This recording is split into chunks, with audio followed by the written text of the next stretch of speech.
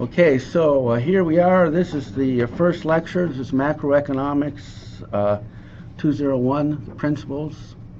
And last time I just gave you an introduction to the course.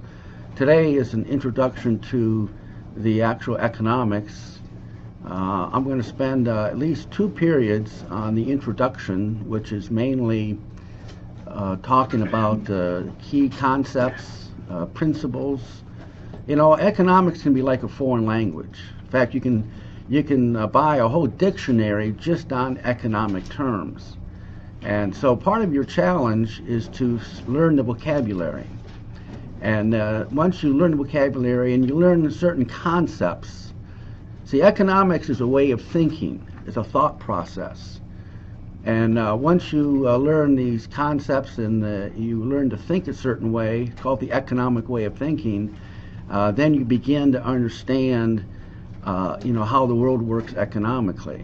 And so that's what this introduction is all about. It's a lot of concepts that we're going to use all through the course. And you're going to find that this is where the printed book and the online book is very different. As I told you last time, the online book is much newer than the printed book. And especially this first part, there's a whole lot in the online book that's not in the printed book. So even if you did buy the printed book, I advise you to also look over the online book. And are there any questions about that, by the way? I showed you last time. Just click on textbook and then click on the book's image, and it opens up. In fact, I'm going to do that because I'm going to use. Yeah, you can just leave it there. If you just take care of it. You just take care of it, yeah. And if anybody comes in, you're in charge. Okay. So anyway, I asked you if you had any questions, and I want to really emphasize that this is a golden opportunity for you to ask questions. And as we go along, you should have more and more questions because so much is happening in the world that's going to affect you very much. In fact, I brought 2 examples today. Emails I get. You can ask me questions on email too. And I've got the one from a student that says, me and my dad were discussing the recent drop in the stock market the other day, and he asked me, what does China's drop in their market have to do with ours? And why did it affect it like it did? So see, that's exactly what I want. Yeah. I have a question. Why is gas so cheap, like how it was in the 90s? All right, and I got 2 questions. Let me answer this one first. That's Sorry good. to interrupt you. That's good. That's all right. That's all right. I encourage that.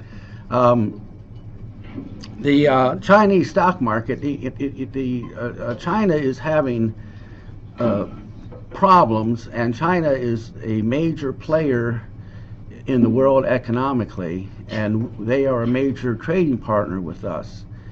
So as they become weaker economically, then that's going to affect us. And the stock market, by the way, in fact, I've got one of the newspapers I brought in, the Wall Street Journal. This is from today's paper. It says here, Dow tumbles nearly 223 points. Now that's just yesterday. But the stock market is not the cause of anything. The stock market is simply a symptom of underlying events. All right, it's an indicator, and more indicators that now are very negative, and so that's why the market is falling, because investors make decisions based on their expected rate of return in the future. So if they become pessimistic, they become, they think that tomorrow is going to be worse than today, then they will tend to sell, and that's what causes the market to go down. Now the other question, any questions about that, by the way? Yeah. I read up something. It has to do just because it's at the beginning of the year, when everyone went back after New Year's, like everything went down. Yeah. Yeah, it did drop right away. Yeah, like the first day, the first Monday of 2016. Yeah. Like I think it has to do something with just everyone going back, or something like that. I don't know. Well, I was reading the news. let me just put that off a little bit because when I talk about these concepts, I'm going to show you some things that are happening in the world that are making investors more and more pessimistic, and that will answer your question. So I'll get there. But your first question was gas prices. Oh yeah, gas prices. Well, one of the main reasons for the fall in gas prices is that Saudi Arabia has greatly increased the supply of oil. You see, American frackers have been gaining ground in terms of the market, and Saudi Arabia said, well, we don't want this competition, so we're going to increase the supply of oil, lower the price of oil, drive these American companies out of business, and then we'll raise the price of oil. I mean, that's just a common economic strategy, and that's exactly what Saudi Arabia is doing. So is it going to go back up? Well, and another reason is the economy. The economy is going downhill, and demand is therefore declining. So that's a factor too in the price of oil. Mm-hmm. So it's both demand and supply. We have, if demand increases relative to supply, the price goes up. If demand goes down relative to supply, the price goes down. So if the supply increases, and that's what Saudi Arabia is doing, they're increasing the supply, then when things become more plentiful, easier to come by, the price goes down. Mm-hmm. Also, if demand goes down, and that's also what's happening, so it's both a demand and supply thing. If demand goes down for gasoline products, then the price will come down. So we've got many factors. It's very rarely only one factor that causes these things. Mm-hmm. Yeah. You have a question? Mm-hmm. A question? Yeah. Why is the price decrease during the winter? It seems like it's a cycle. It's high in summer and then it tends to decrease. Well, I mean, I don't want to get into cycles. It's a lot deeper than that. I mean, obviously in the winter there'd be greater demand for some things and less for other things, and same in the winter. I mean, in summer, in the summer we don't buy heating oil as much as in winter. So I mean, seasonal factors and cycles is always with us, but that's not really that really doesn't explain the great changes or the wide swings that we're now experiencing. Okay, well, let's see. Another question here, another email. It's just an example of questions. Says, I'm in your personal finance class, and I teach personal finance. And from your website, you can actually get to that website, FIN 107, and there's a free online textbook for that course too. But he says, I'm having trouble wrapping my head around borrowing money from yourself to pay for things like you mentioned in your book. If you need a new roof and have the money to pay it straight up, why not just take out a loan? What you find in personal finance or building wealth is, there's one sure thing really that will lead to success, and you just see what most people do, and then do the opposite, and you're bound to succeed. Okay, most people, if they need, if what I teach in my personal finance course is that the key to wealth building is to save, pay yourself first. Which means that when you receive money, income, then you put it some of it into savings, and then you do with it, the rest, you pay your bills, and wait a minute, let me finish my train of thought, and like that. I mean, that's just a principle of wealth building, is to pay yourself first. So the key is to,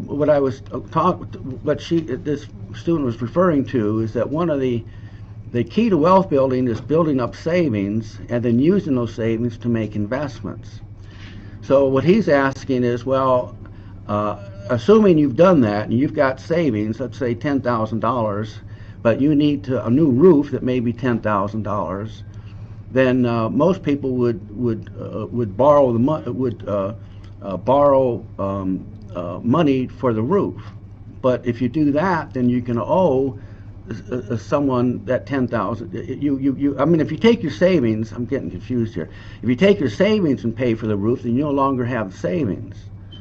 So what wealthy people would do is that they would, even though they have the $10,000, they would borrow the $10,000, especially with the low interest rates that we have today.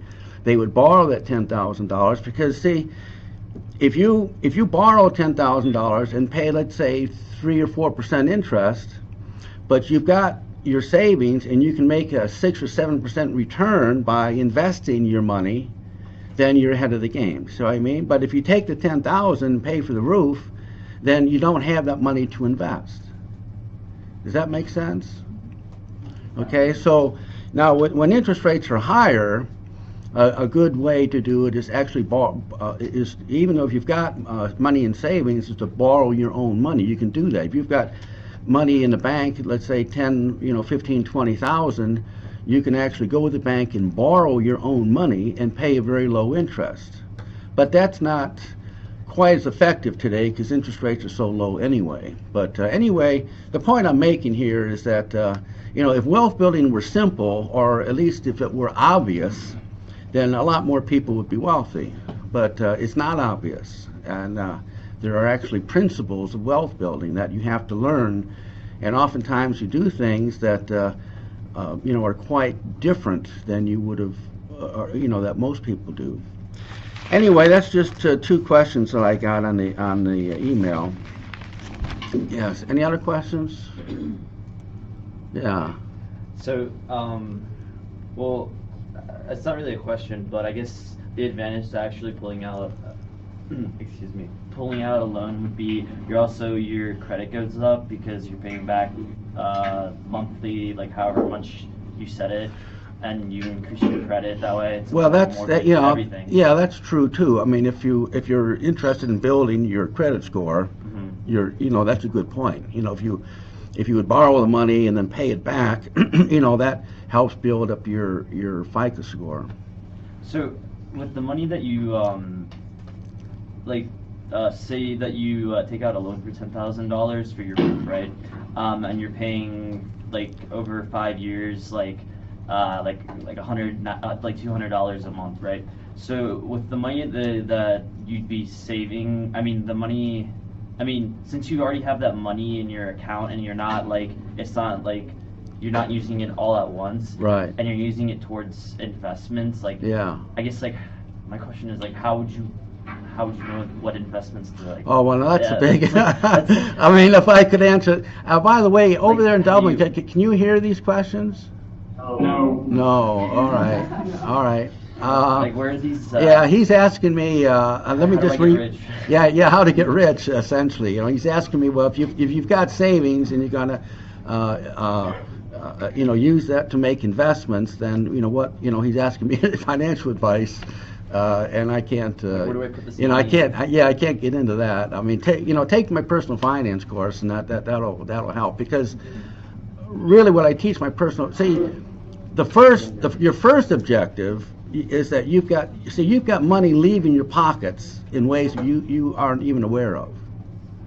So before you can accumulate, savings, you have to have knowledge of, how that money is leaving. And then to block that money. For a quick example, let's say you got a Visa card and you're paying, maybe 15% interest, and you have a Discover card and you're paying 15% interest. Now, which is more expensive? And you might say, well, they're the same, but they're not the same. You'll pay twice as much with the Discover card as you will with the Visa card, well, at least with most visas. And how come that is? Well, because they use different interest rate calculation methods. The Visa card uses the daily balance method, and the Discover card uses the 2-cycle method. So unless you know the difference between those two methods, and you're only looking at the interest rate, well, you don't realize what's happening. You say with the average daily balance method, let's say you owe $5,000, and you pay $3,000. So how much interest do you owe the second? Now, I'm assuming here that you carry over a balance from month to month, all right? That you don't start the month with a zero balance. So if you carry over a balance from month to month, let's say you owe $5,000, you pay $3,000, how much money do you owe interest on the second month with a Visa card? You owe $5,000, you paid back $3,000, so you only owe $2,000. So second month you owe interest on $2,000, correct? Yeah. All right. With a Discover card, you owe $5,000, you pay $3,000. The second month you owe interest on the whole $5,000 again. Why? Because the Discover card calculates interest over a 2-month cycle instead of a monthly cycle. So with the 2-cycle method, even though you paid $3,000 onto that $5,000, if you look over it at 2 months, they still calculate the interest based on the $5,000. And it's not till the third month that your balance goes down in terms of the interest charged you. See, so there's a huge difference here. Now, if you pay off the card full every month, well, then it doesn't make any difference. In fact, you might have some perks with a Discover card that you might not have with a Visa card, but if you carry over balance from month to month, then these two interest rate calculation methods are very critical. All right. So again, you say, well, what is that? Well, now you have some knowledge, and you can use that knowledge to prevent some money that otherwise would have been leaking from your pocket. And that's really the whole point to my personal finance course. It's really not an investment course. I used to teach an investment course too, but that was not very popular, so we quit offering it. But the personal finance course is very popular. I've been teaching that for quite a while, and it's for that type of course, it's very, very popular. So, but we're just getting wound up here, aren't we? See, a lot of this is just preliminary stuff. I brought in today's Wall Street.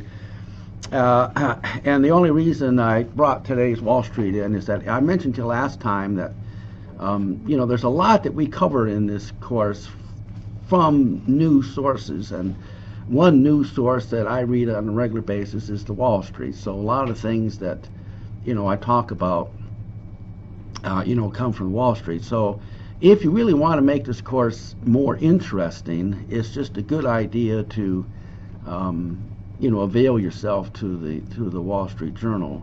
And for $1 a week, I mean, that's really a great deal. You get it delivered, home delivered, plus the online version for only $1 a week, and $10 for 10 weeks. Although you can still, use the newspaper from the library if you want. But the only reason I bring this in is that the Wall Street is not, strictly about stocks and bonds and things like that. It's just a general newspaper. Now, there are sections of the newspaper that are, more technical and financial, but this first section here is just, general, national, international news. And one of the most popular pages of the Wall Street, not just for me, but for a lot of people, is the second to the last page is your editorial page. The left-hand side is editorial from the Wall Street Journal staff, and on the right is articles from other people that have written into the Wall Street. And I have probably learned more about how the economy works on these two pages than anything else. Okay, I mean, they're just usually there's a great deal of insight gleaned from this. So anyway, I just want to bring that up, and I do have an article here, and it's from the Roanoke Times. So I do get the Roanoke Times in the morning. It only takes me a couple minutes to go through it, not like the Wall Street. But this does have an article. It says healthcare fines press millennials. Now that's you all, right? Yeah. You're millennials. Well, do you know you only have a couple days? It says young adults face painful choices as fines for not having coverage go up sharply in 2016.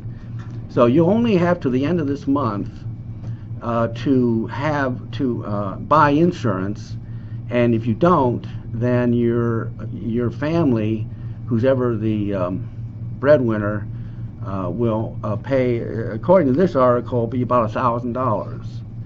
It says here, fines for being uninsured rise sharply in 2016, averaging nearly $1,000 per household. It's forcing those people in their 20s and 30s to take a hard look and see if they can squeeze in coverage to avoid penalties. So again, that's just something.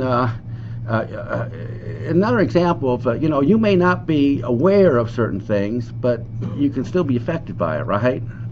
I mean, you might be ignorant of gravity, but if you jump off a 10-story building, you're still going to fall to the ground, right? And same with economics. You may not have an interest in certain things that are happening, and you may not have knowledge of certain things that are happening, but that doesn't mean that you're not going to be affected by these things. And the more aware you are of what's happening, then the better choices you can make. And that's really the whole purpose of this course, all right? So that you gain knowledge that will improve your life. Does that make sense? Okay. All right, well, let's see. Now, let's see, let me minimize this. I've got, this is the course webpage. This is the one outside of Blackboard. But remember, everything on here is inside Blackboard.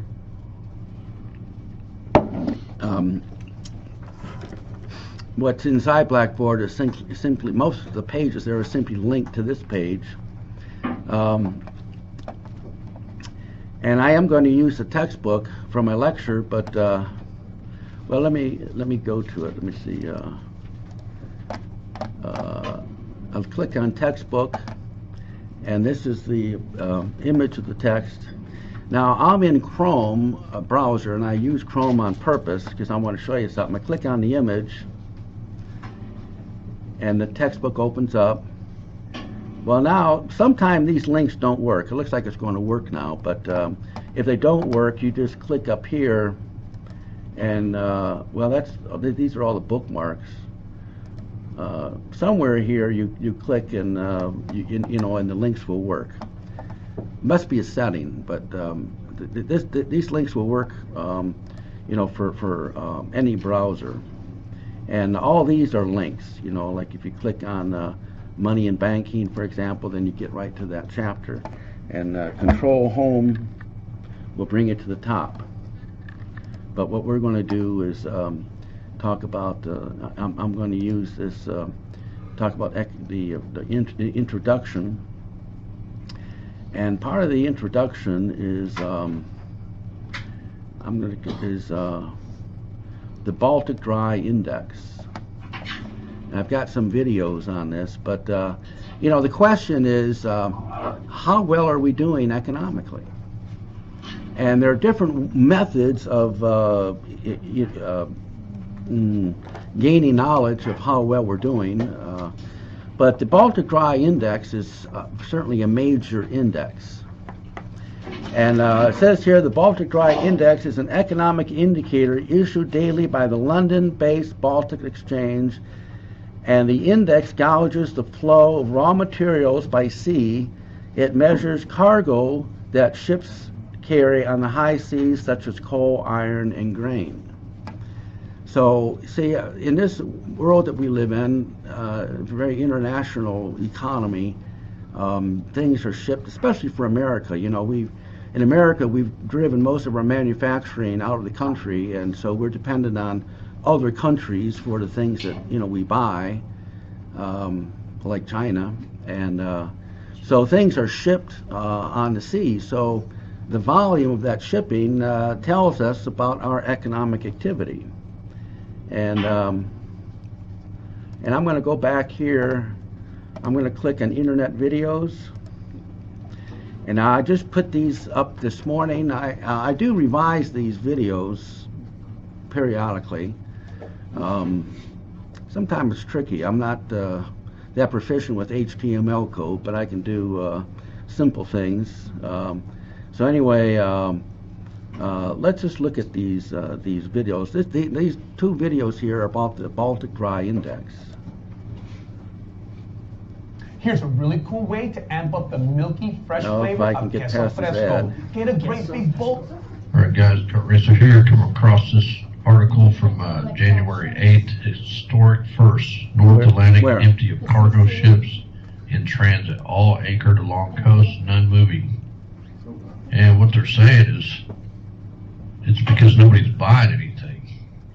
For the first time in known history, not one cargo ship is in transit in the North Atlantic between Europe and North America. All of them, hundreds, are either anchored offshore or in port. Nothing is moving. This has never happened before. It's a horrific economic sign, proof that commerce is literally stopped. The reason that commerce has stopped is simple. People are not buying things. When people do not... And let me show you the other one here.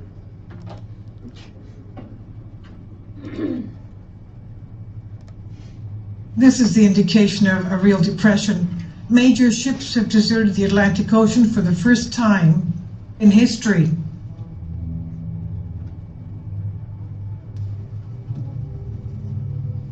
It's a very alarming Ministry of Defense report.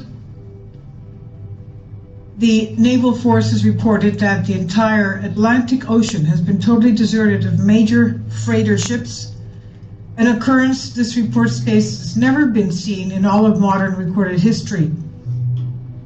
This stunning information about the Atlantic Ocean now being abandoned by major shipping vessels was contained in the classified section of the Northern Fleet's report of its ability to conduct operations in different regions during 2016. If the ships most noted in this report to now be missing from the Atlantic Ocean are Panamax and new Panamax vessels, along with... Well, y'all find that interesting? But we're still trading with Japan and China though, on the Pacific side. Well, maybe. Well, yeah, this is the Atlantic. Yeah. That's Why was the true. report classified? Huh? Why was the report classified and how did it get declassified? Well, no, well, I don't know. I don't know the details. You got to be a little careful to tell you. I'm glad you asked that because I spend some time just on YouTube, and with YouTube anybody can put up anything, So you really got to be a little careful. But the fact is that worldwide we are in trouble economically. I mean, that's really the bottom line. And this Baltic Dry Index is the lowest it's ever been. That's a fact. Well, they said Ministry of Defense. It's not secret. I mean, it's just it's an Yeah. index that is widely published every month. What? Well, I was just curious. They said Ministry of Defense, and obviously it wasn't, our Department of Defense, so it must have been. British to some Yeah, degree. I've got So no they could idea. probably I mean, do I don't know this person, who made the video. Yeah. I just thought it was catchy. I like the music that went with it. Yeah. Yeah. What is this? I'm sorry. Over there in Dublin, I'll try to repeat these questions. Go ahead. So what does this mean for, I guess, global trade, and what is the outcome of this, since this is the first time in history that there's been no trading? No trade. Well, it's an indicator. It's just simply an indicator that world commerce has come to almost a halt. I also have another question about earlier about Saudi Arabia, about how they're bringing down gas and stuff, but isn't that going to result in them having a stock market crash or something like that? Well, I got a question here about Saudi Arabia, bringing down sure, there are different maybe implications, but and people don't always make the most wise decisions. But a factor in the lower price of oil is simply that Saudi Arabia, I mean, it's just a fact that they have been greatly increasing the supply of oil, period. Now, that, on my part, when I was talking about how that's just an economic way of doing things, a way of driving your competitors out of business, I mean, that's just an economic principle. But I can't really say for sure that that's what Saudi Arabia is doing. Yeah. I just feel like it's gonna give because they're using all their money to make like skyscrapers, and they're going like kind of like crazy with their, I guess, resources. I mean, with the money that they have, and like from what I've been reading, it's predicted that eventually like they're gonna it's just gonna give and it's gonna crash. To Saudi Arabia. Yeah. Well, the whole world is on the verge of a collapse. Yeah. And Saudi Arabia is just, we're all on the same song page. Yeah. And that's something that you're going to learn as we go along. I mean, almost all nations are on the same song page. Big difference is America and China. America is becoming more bureaucratic and more regulated. China is moving in the opposite direction. They're becoming more free enterprise, and that's got major implications. Yeah, you get a question over here? Yeah, what exactly is a stock exchange? Oh, okay, that's a basic question. What is a stock exchange? The stock exchange is simply in the market is as a physical place. We call it the stock market. And a market is simply a place where buyers and sellers can meet. Just like you go to the supermarket. And we call it a market because, well, we know there's food for sale there and you've got buyers and sellers. Well, same with the stock market. It's just a place where you've got those who sell stock and those who buy stock meet. Well, there'll be different exchanges, right? Like commodities and... Yeah, of course. Yeah, that's a good question. Yeah, I mean, you've got all kinds of different financial markets. Yeah, for sure. Yeah, I got to get on with my lecture here. Just one last question. Yeah. How does this skew from I guess Wall Street, straight up in person versus online trading and doing stock exchange over, I guess at this point over your phone? Yeah, well, I don't know how, what he's asking here for you in Dublin is how things have changed. Stock trading is more online. People are relying more really on themselves, less on stockbrokers. You can buy stock online for E-Trade, for example, or Scottrade. Years ago you'd pay a stockbroker $200-300, where you can go on to Scottrade and make the same, you can buy or sell for $7.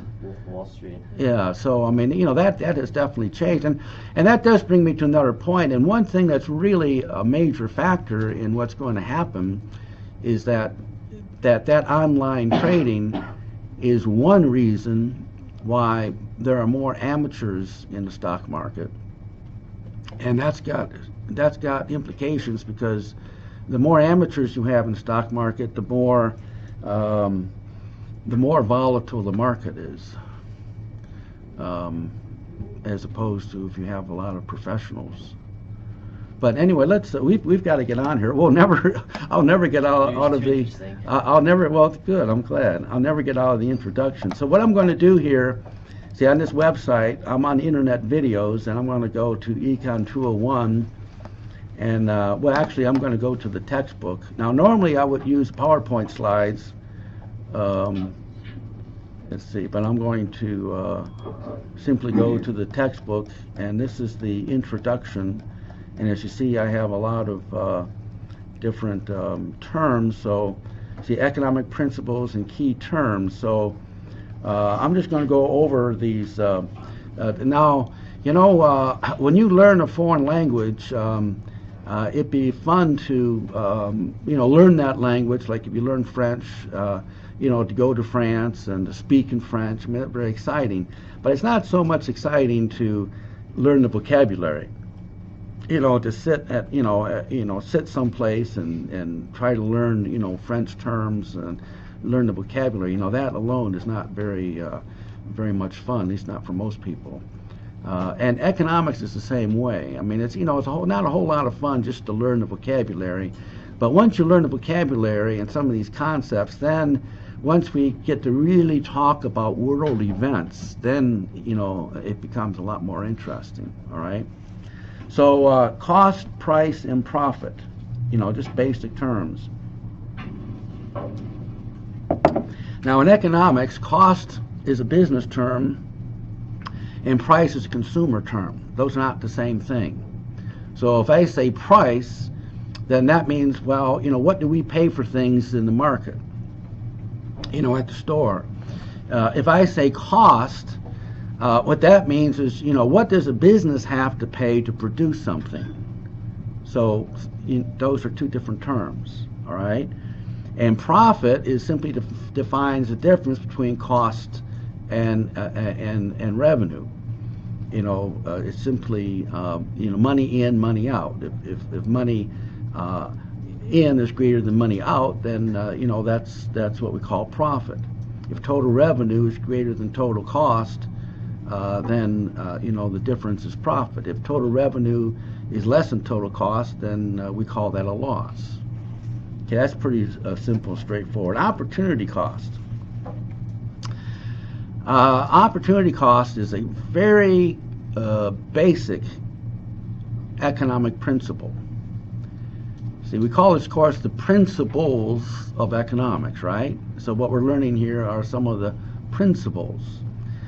And opportunity cost is defined as that which you give up in the best alternative choice. Now, all through the day, you make choices, all right? And some of the choices you make are not even conscious. But all through the day, you decide to do this or decide to do that. And every time you make a choice, you incur an opportunity cost. And that opportunity cost is that which you give up in the best alternative choice. See, for example, if I were an accountant and I asked you, what is the cost of you attending college? And you would say, well, I pay so much for books and so much for tuition, and if you've got children, you might have babysitting costs, and so you'd add that up. But that's not the complete answer if I were an economist asking that question. See, if I were an economist asking that question, I would also be interested in, well, what are you giving up financially because you're a student? See, for example, let's say this class right here takes up, I don't know, let's say at least, let's say 3 hours out of your day, including travel time and all that. So the question is, well, if you weren't here in this class, where could you be earning money, and how much money would that be? I mean, now, this is not a wishful thing, but I mean, given your age, given, your job experience, how marketable you are, in terms of a job, considering all these things realistically, where could you be where you could be earning the most money? Now, let's say you could be somewhere earning, I don't know, let's say $10 an hour. So if you've got 3 hours tied up in this class, well, that's $30 that you're foregoing because you're here and not there. So that $30 would be your opportunity cost. So if I'm an economist and I say, okay, what is the cost of your education? You say, well, I've got books and I got tuition, but I would also be looking for, what are your opportunity costs? what are you giving up because you're here and not, doing something else at the same time? Oh, wait a minute, let me finish my train of thought. Now, that's using opportunity costs in terms of finances, but opportunity costs can also be non-financial. For example, where would you rather be right now? I mean, again, realistically, it's not like, hey, you're not rather be in Hawaii right now. That's great, but it may not be realistic. So, realistically, where would you rather be now than here in this lecture? What would you rather be doing than sitting here in this lecture? And whatever that is, then that is an opportunity cost. That is something that you're giving up, and you're saying, no, I'd rather be doing that, but I'm not going to do that. I'm going to come to this lecture. Okay, so opportunity cost, usually in economics, we look at it in terms of finances, but it doesn't have to be. We can also use it in terms of non-financial things. So opportunity cost is a very, you're going to learn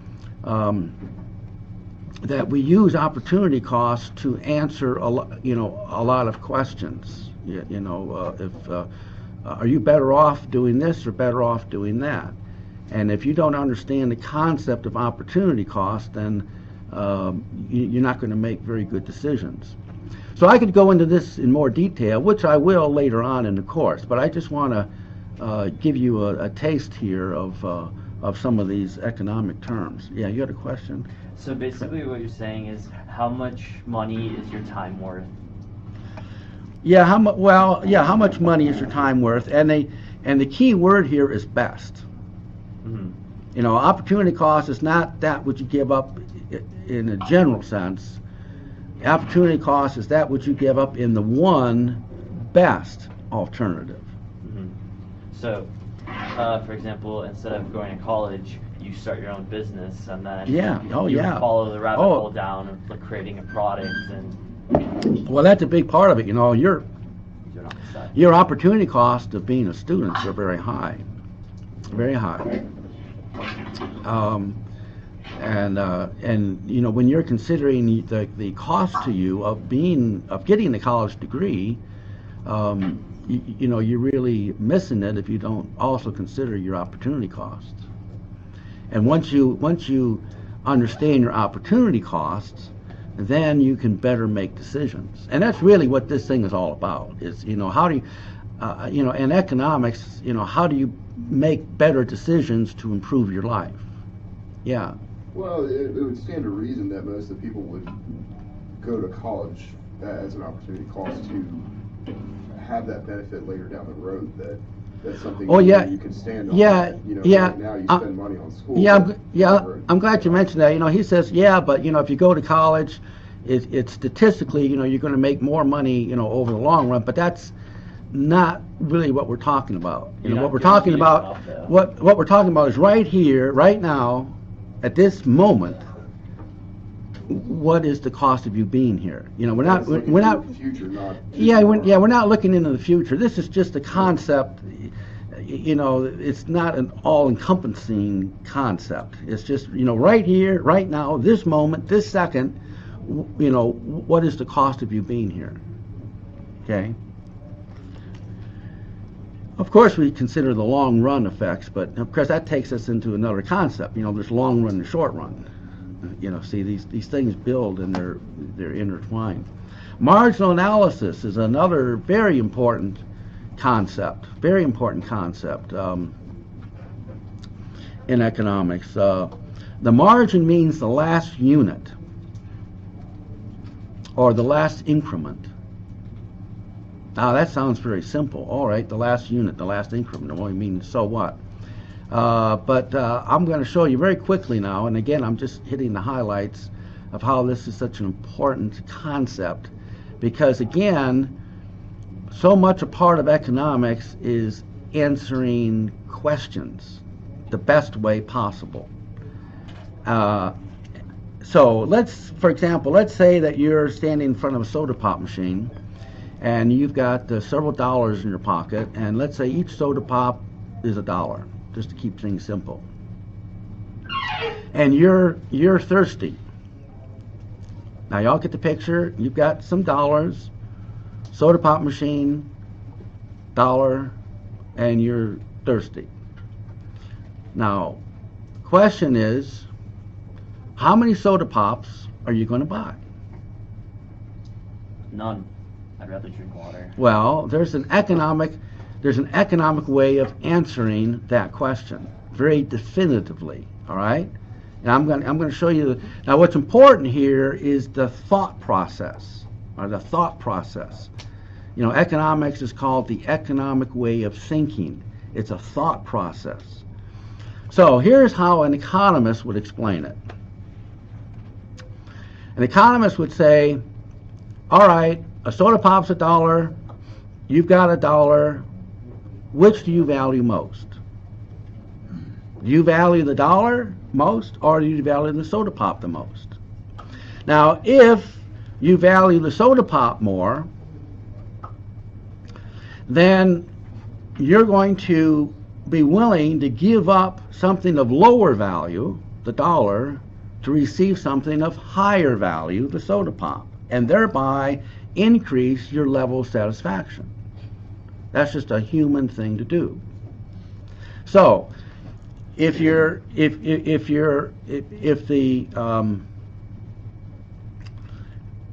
on the margin now we're only looking at it for the first soda pop here. All right. If your marginal benefit is greater than the price, then you'll buy the soda pop. Now, what that means is you place a greater value in the soda pop than you do the dollar, so you buy the soda pop. Now, the second question is, well, will you buy a second soda pop? And the answer is the same. If your marginal benefit is greater than the price of the soda pop, then you'll buy a second soda pop. Now, the first soda pop is gone and has got nothing to do with your decision to buy a second soda pop. The only thing we concentrate on is the second soda pop. So let's say your marginal benefit, you decide mentally in your head that your marginal benefit is greater than the price, so you are willing to give up $1 in exchange for a second soda pop. Well, what about a third soda pop? Well, the economists would say that you will continue purchasing additional units as long as your marginal benefit is greater than the price. Margin means just the last soda pop. So if your marginal benefit is greater than the price for the fourth soda pop, you buy it. If your marginal benefit is greater than the price for the second soda pop, you buy it. If your marginal benefit is greater on the third soda pop, you buy it. You know, by this time you're pretty bloated and you're not thirsty anymore. And so let's say for the fourth soda pop, you decide in your brain that your marginal benefit is less than the price, that you place a greater value in the dollar than you do the fourth soda pop. So you will not buy the fourth. Yeah, we'll wait till after the class. Yeah. Okay, definitely. Yeah. So you will not buy the fourth soda pop. So now, what was my original question? My original question was, how many soda pops will you buy? And what's the answer? Well, the answer is 3, according to my explanation. So I have a question, and economists have a method of thinking to answer these economic questions. And they use marginal analysis to answer the questions. And that's what I just explained to you. So we're going to use this, we do use it in macroeconomics, but we use it a whole lot in microeconomics, a lot more, because microeconomics is the decision-making process of economics. The thought process, and how do people and how do business owners, make decisions to maximize their profit and things like that. And so we use marginal analysis in microeconomics a whole lot. But it's also a concept that we use in macroeconomics. So to be clear, it's essentially the money or the product more important to you at that time? Yeah, exactly. It's, right here, again, it's not in the future, but it's right here and right now. What's more important to you, this or that? But I'll give you more examples of this as we go along. Right now, I'm just, if you can picture me, being if we're all standing at a steel pond and I'm throwing flat pebbles across the pond and it's just skipping along. Well, that's what I'm doing now. We're just kind of hitting the highlights of these things, and we've got the whole rest of the semester to go into these things in more detail. Okay. Leverage, another concept.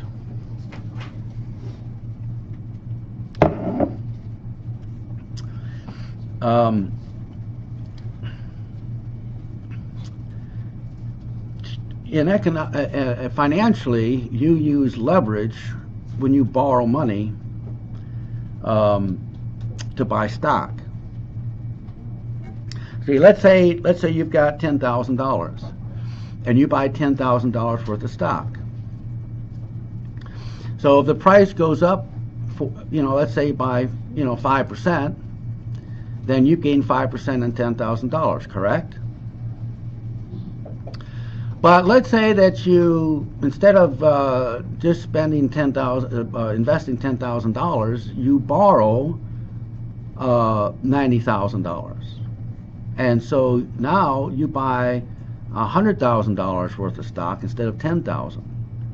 Now, if that price, if the price of that stock goes up, the same as it did in my first example, the returns to you is 10 times more than it was with just the $10,000. Y'all with me on this? You got 10,000. You buy 10,000. Price goes up 5%. You make 5% on 10,000. But if you own 1,000 shares and you make 5% return, well, that's a whole lot more money than if you could have made by simply using the $10,000. So in financial terms, we're saying that when you borrow money, for example, to buy stock, you are using leverage.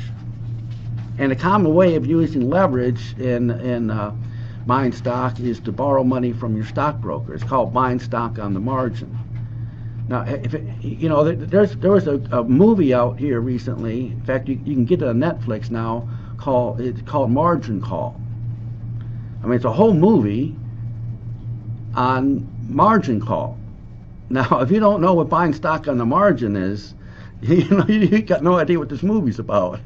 All right, and that's what I'm going to explain to you. Now, buying stock on the margin means that you're using leverage by borrowing money, usually from your stockbroker, but could be from anybody. Now, you notice here that if the price goes up, your returns are multiplied. But unfortunately, if the price goes down, your losses are also multiplied. So you borrow money from your stockbroker to buy stock. He lends you the money. Your stock is collateral for the loan. Now, I'm using this in very simple terms, all right? It could be a lot more complicated than this, but I'm simply trying to give you the concept. So your stockbroker uses your stock as collateral. And if the price goes up for that stock, your collateral, the worth of your collateral goes up. But if the price goes down, your stockbroker says, no, well, wait a minute here. You borrowed X amount of dollars and you put this up as collateral, but your collateral is not worth as much as was. So it's called a margin call, and I demand payment, within a day or a week, but I demand payment on the money you owe me, and that's what a margin call is. So the whole movie, Margin Call, is about that. It's about how, especially in the leading up to the financial collapse of 2007, 2008, there was a lot of people that used a lot of leverage. See, what we say is that the economy is leveraged up. That's a common term. Well, if you don't know what leverage is, you got no idea what that term means. You got no idea what's happening. And what that means is there's a whole lot of investors that made a whole lot of money because they were highly leveraged. But when things started to go south, when the economy started to head south, losses were multiplied, huge losses were made, trillions of dollars were lost, And there were a lot of people that were caught in these margin calls, that they had to sell their assets in order to pay back, the money that they owed. So that's leverage, okay? In our economy today, the world economy is more leveraged than ever before in history. And that's something we're going to talk about in this course. In fact, I'm going to say more about it, here in a few moments maybe. So that's marking to market accounting. Another concept, marking to market accounting. What that means is that here it's the practice of revaluing an asset according to the price it would fetch if the owner would sell it on the open market, regardless of what the owner actually paid for it. So, in other words, if you borrow money and you use collateral, then what is the value of your collateral? Now, let's say the value of your collateral is $100,000. So whoever you borrowed the money from says, okay, you borrowed money and your collateral has a market value of $100,000, period. Well, what marking to market accounting says is that if the value of your assets goes down to, let's say, $50,000 instead of $100,000, then the bank says, well, now wait a minute, your collateral, I'm going to mark to market your collateral. I'm not going to keep on my books that your collateral is worth $100,000. I'm going to change that, and I'm going to mark on my books that your collateral is now only worth $50,000. Now, you borrowed $100,000 from me, but now your collateral has gone down. So I don't feel so good anymore, about this arrangement, and I think you ought to maybe, pay me back the money you owe me. All right. Now, marking to market accounting is something that was instigated in the in about 2000, 2001, but it was a major cause of the financial collapse of 2007, 2008.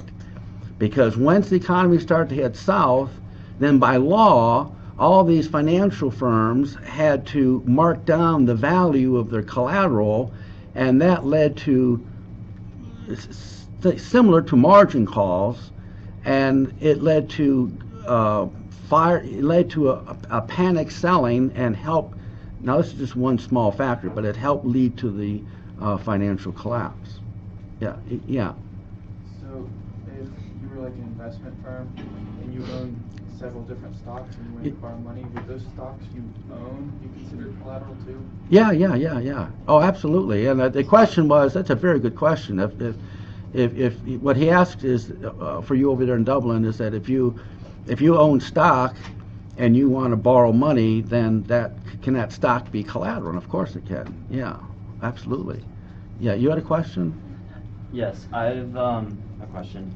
Did the events of 2001 cause the financial crisis of 2008? Oh, well, no. We have a whole chapter here on just the financial collapse. Because it was booming in 2001, and then after the events that took place, the quarterly sales afterwards, everything just kind of dropped. That's a big part of this course, really, is to in fact, that's really what I'm leading up to. See, that there's 13 chapters in this book, counting the introduction, as a chapter, and the last chapter is about the financial collapse. And so a lot of what we do before now and then is to learn about things that that by the end I'll be able to explain the financial collapse, and you'll be able to understand it because of all that we've learned leading up to it. See, but I mean that's a huge I can't answer that question in a few minutes. So that's you could write a book on that. But what I did notice was after that, like gas prices went up like by like $3-4, and like they haven't like literally since like I mean just in the past year they've dropped down dramatically to the point where it was back before 2001. Like the 90s. Well, I think maybe what you're getting at here, this question is a general question, but one thing that you're going to learn here in just the next couple of weeks is that there's a lot of things that are happening now. See, we didn't solve any of the problems back in 2007. I mean, you know, what we did with the financial collapse is simply throw a lot of money at it, you know, created money out of thin air. And we simply blew up a big bubble, and that bubble is bursting. So there's a lot of the things that caused the financial collapse is very much at play today, because we never really changed things. Policymakers, I mean, we're making the same mistakes right now that we made back before the collapse. But you know, I can't go into all those details. So I mean, not all at inflation? once. I mean, eventually we'll get there. What? So the end result is inflation because you're pulling money out of thin air. Well, now again, that's too much. Inflation. That's we have a whole chapter just on inflation. You know, I can't answer these broad questions. There's too much. But we will get there. I mean, you know, these questions will be answered. Price elasticity of demand. Economists use price elasticity of demand to help make decisions.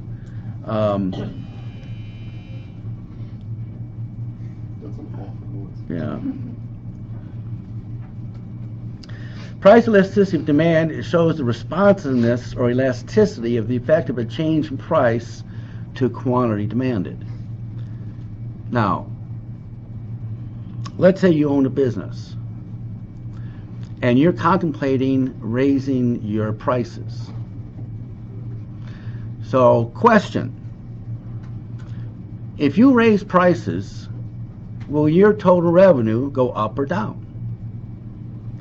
And the answer to that question is, well, that all depends on your price elasticity of demand for your product. Okay, so let me explain it to you. See, when you raise price, let's say you raise price, two things are going to happen. Number one, you're going to make more money on every unit you sell, correct? You with me on this? But number two, you're going to sell fewer units because fewer people are going to buy at the higher price than would have bought at the lower price. So when you raise price, you're going to gain money in one hand and you're going to lose money on the other. Unless it's a perfectly inelastic good like medicines where you have let me get into that. Yeah, let me finish my concept, but you're exactly right. You're exactly right about medicine inelastic. All right, but let me define these terms. So if you raise price and the amount of money that you lose is greater than the amount of money you gain, then we say that the demand curve for your product was price elastic. See, if you can think of a rubber band here, very elastic, meaning that the more elastic it is, when you change price, if it's very price inelastic, your total revenue, which is total money in, will go way down. All right? Now, what he was talking about is an inelastic demand curve. And he gave a very good example. Let's say that there's a medicine here, and it's got a certain price, and you've got a pretty closed market, you know, that some people need this medicine in order to live. And so if you raise price, then a lot of people will simply pay the higher price because they don't want to die.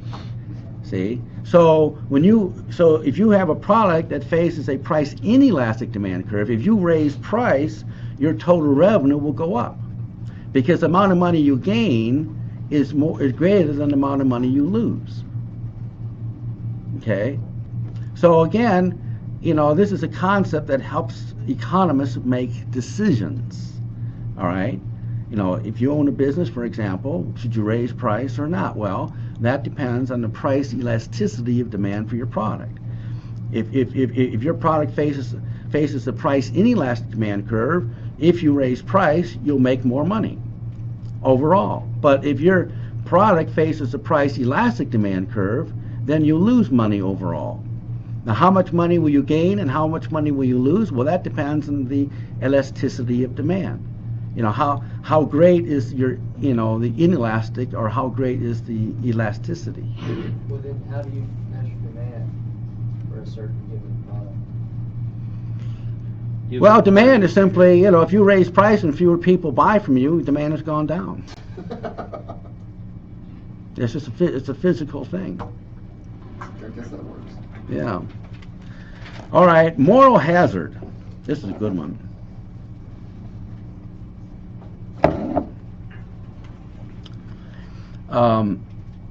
Actually, I should have put these in reverse order, I guess. Let me talk about rent seeking first. Let's say you own a business and you've got, let's say, I don't know, $500,000. Question: do you use that $500,000 to make a better product, to invest in your business, or do you use that $500,000 to pay a lobbyist to put money in Washington, D.C. in order to influence legislation that will benefit your business? Now, which way are you going to get the biggest bang for your buck? Now, if you decide that it's better to put it into politicians' pockets and to influence legislation, then we call that rent seeking. Okay? It's called lobbying. Well, yeah. Well, lobbyists. That's an interesting concept you brought up. Lobbyists. Most lobbyists are government officials. Congressmen, senators that have retired, and they've gone to work for some big corporation, and that corporation hires them to go back and talk to their buddies that they know well, and to influence the voting on legislation. So that's what lobbyists do. So if you're rent seeking, in theory, you could just give that $500,000 to an old politician, and that could be essentially, it could be construed as both. Is that bribery? Yeah, it's legal. Yeah, well, it's bribery, but we don't call it bribery. We call it rent seeking. But it's a very common practice. I give you statistics in the book, but it's a very common practice. So, but the economic term is rent seeking. Now, lobbyist is interesting. Franklin Roosevelt. I got one more minute, and I got to close this up. But Franklin Roosevelt would often go to a hotel. This was during the 30s, for lunch. And certain corporate, people knew about it, and so they would wait for him in the lobby and talk to him about this or that. And so that's how the term lobbyists became a term, because it actually started in the lobby of this hotel. But it's all about influencing legislation to benefit one interest group over another. Now, what moral hazard is, it's related to rent seeking, and I'll finish with this. What moral hazard is that it's if and this is a big factor in the financial collapse of 2007. If you're involved in rent seeking and you've got legislation that's benefiting your business, then you're not going to be as careful making decisions as you would otherwise. Because like what happened in the 2007, there were corporations that made huge risks, investment risks, but they didn't care because they knew that if their investments went sour, that the government would simply bail them out, which is exactly what happened. And when that becomes common, I mean, when big corporations don't care about are willing to take huge risks because they know that they don't have to bear the penalty, the price of any bad decisions, that the American taxpayer will pay instead, then they're not going to make, they're going to take high risk without considering, the high risk they're taking. And that's called moral hazard. That concept is called moral hazard. When investors don't care about the risk because they're not going to pay the price if their investments go bad. Someone else will pay the price. That's called moral hazard. Okay? Y'all find that interesting? Yeah. Well, we've run out of time. So I'll continue this next time, all right? So I'll see you all next time. Hey, I enjoyed today. Okay. Wait a minute. Let me get rid of this stuff here. I got to set this off.